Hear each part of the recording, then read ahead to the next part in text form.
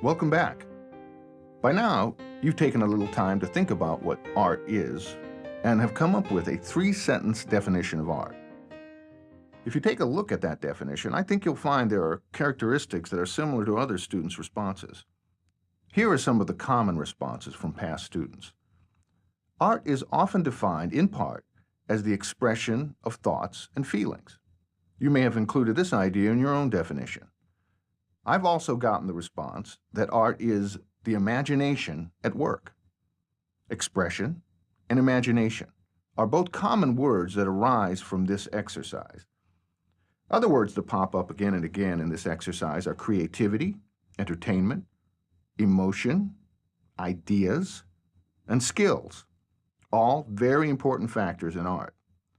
Students also often introduce the whole idea of the interpretation of art into their definition.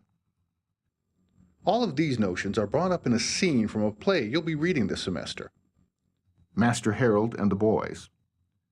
Toward the beginning of the action of the play, two characters, Sam and Hallie, are arguing about the value of ballroom dancing. Sam tells Hallie that he doesn't appreciate ballroom dancing because he's never seen two champions of the art engaged in it.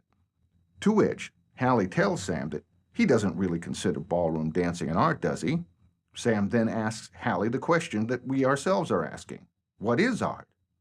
Hallie responds that art is the giving of meaning to matter. Sam asks, nothing to do with beautiful? Hallie responds, it's more than that. It's giving form to the formless. There is, in these short responses to Sam, the very basics of what art is. Let's consider the classic definition of art, which is the creation of an object in the search for truth and beauty. The first definition is the creation of an object.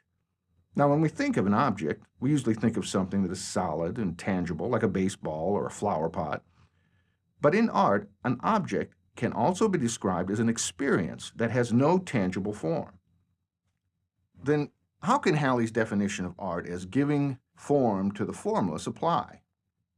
Let's continue our discussion of the classical definition of art and see if we can't tie these seeming contradictions together later. The second aspect of our classic definition of art is that this object is created in the search for truth and beauty. Once again, we seem to be faced with contradictions. That which is truthful is not always beautiful, and beauty is not always truthful. In fact, it can be deceptive. So in the classical sense, what an artist is trying to accomplish is to bring these two conditions, truth and beauty, seemingly contradictory, together into a form that can be experienced by an audience. One time I had a student who defined art as anything beyond utility. I looked up the word utility in the dictionary, and it was defined that which is practical or usable. So the student was suggesting that art wasn't practical or usable. Is art practical or usable? I've asked students that question, and many bring up the subject of commercial art. Commercial art is art that is designed to persuade an audience to purchase. In this sense, it is practical or usable. Here's a painting by Andy Warhol.